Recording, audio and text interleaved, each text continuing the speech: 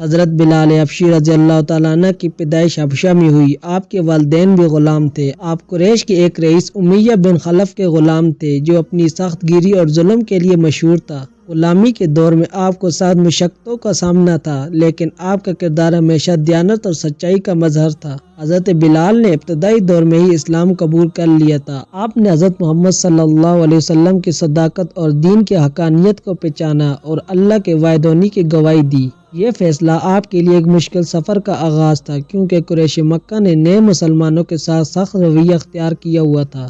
حضرت بلال رضی اللہ تعالیٰ عنہ کو اسلام قبول کرنے کے بعد بے پناہ ظلم و ستم کا سامنا کرنا پڑا۔ امیہ بن خلف نے آپ کو اسلام سے برگشتہ کرنے کے لیے سخت اذیتیں دی۔ آپ کو گرم ریت پر لٹایا جاتا اور سینے پر بھاری پتھر رکھ دیا جاتا تاکہ آپ اسلام سے انکار کریں، لیکن آپ کی زبان پر ہمیشہ احد احد کے الفاظ ہوتے۔ حضرت بلال رضی اللہ تعالیٰ عنہ کی استقامت اسلامی تاریخ میں ایک مثال ہے۔ قریش مکہ کی تمام تر اذیتوں کے باوجود آپ نے اپنے ایمان کو کمزور نہ ہونے دیا۔ آپ کے صبر اور ثابت قدمی نے دیگر مسلمانوں کو بھی حوصلہ دیا۔ حضرت بلال رضی اللہ تعالیٰ عنہ کی آزادی کا انتظام حضرت ابوبکر صدیق رضی اللہ تعالیٰ عنہ نے کیا۔ انہوں نے امیہ بن خلف سے بھاری قیمت ادا کر کے آپ کو آزاد کیا۔ آزادی کے بعد آپ حضرت محمد صلی اللہ علیہ وسلم کے قریب ہو گئے اور اسلام کی خدمت کے لیے اپنی زندگی وقف کر دی۔ حضرت بلال کو اسلام کے پہلے مؤذن ہونے کا شرف حاصل ہے۔ آپ کی خوبصورت اور گونجدار آواز اذان کے لیے منتخب کی گئی۔ آپ کی اذان نے مدینہ کے مسلمانوں کے دلوں میں اللہ کی محبت کو مزید بڑھایا۔ حضرت بلال رضی اللہ تعالیٰ عنہ نے نہ صرف مکہ میں مشکلات برداشت کی بلکہ مدینہ ہجرت کے بعد بھی اسلام کی خاطر کئی جنگوں میں حصہ لیا۔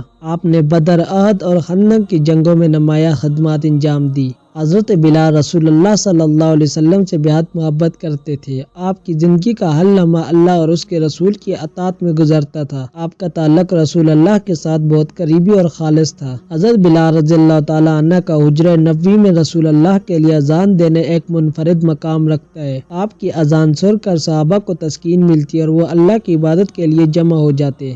رسول اللہ کی وفات کے بعد حضرت بلال رضی اللہ تعالیٰ عنہ کے لیے مدینہ میں رہنا مشکل ہو گیا۔ آپ نے شام کی طرف ہجرت کر لی اور وہاں جہاد اور دین کی خدمت جاری رکھی۔ شام میں قیام کے بعد آپ نے دین کی تبلیغ کی اور مسلمانوں کے لشکروں کے ساتھ مختلف معرکوں میں حصہ لیا۔ حضرت بلال نے حضرت عمر فاروق رضی اللہ تعالیٰ عنہ کے دور خلافت میں بھی مسلمانوں کے ساتھ قریبی تعلق رکھا۔ آپ کی عزت و مقام مسلمانوں کے دلوں میں ہمیشہ بلند رہی۔ حضرت بلال کی وفات دمشق میں ہوئی۔ آپ کی قبر شام میں موجود ہے اور وہاں مسلمان آپ کو عزت و احترام کے ساتھ یاد کرتے ہیں۔ حضرت بلال رضی اللہ تعالیٰ عنہ کو اسلامی تاریخ میں ایک خاص مقام حاصل ہے۔ آپ کی قربانیوں نے ثابت کر دیا کہ ایمان کی قوت تمام دنیاوی مشکلات پر غالب آ سکتی ہے۔ حضرت بلال قریش مکہ کے ظلم و ستم کا ایسا مقابلہ کرتے رہے کہ ان کی مثال رہتی دنیا تک دی جائے گی۔ آپ کے صبر اور استقامت نے دین کو ایک مضبوط بنیاد فراہم کی۔ حضرت بلال رضی اللہ تعالیٰ عنہ کی زندگی اس بات کے علمی مظہر ہے کہ اسلام میں رنگ اور نسل کی کوئی تفریق نہیں۔ آپ ایک غلام تھے لیکن آپ کو دین میں وہ مقام ملا جو رئیسوں کو بھی نصیب نہ ہوا۔ حضرت بلال رضی اللہ تعالیٰ عنہ پر رسول اللہ صلی اللہ علیہ وسلم کو بے حد اعتماد تھا۔ آپ کو مسجد نبوی کی دیکھ بھال اور اذان جیسے اہم کاموں کے لیے منتخب کیا گیا۔